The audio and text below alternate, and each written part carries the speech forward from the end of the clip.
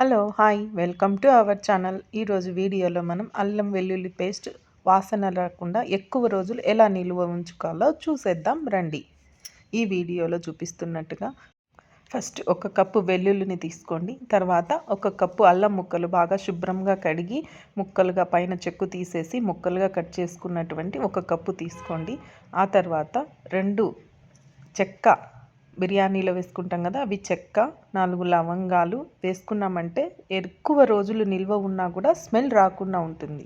కూరల్లో అల్లం వెల్లుల్లి పేస్ట్ వేసినా కూడా స్మెల్ రాకుండా ఉంటుంది. కొంచెం పసుపు వేసుకోండి. వాటర్ లేకుండా హాఫ్ కప్పు ఆయిల్ను వేసి మిక్స్ చేసుకొని ఇలా కలిగిపెట్టుకుంటూ మిక్స్ చేసుకోండి. వాటర్ అస్సలు కలపద్దండి. ఎక్కువ రోజులు మనం ఎన్ని రోజులైనా నిల్వ పెట్టుకోవచ్చండి.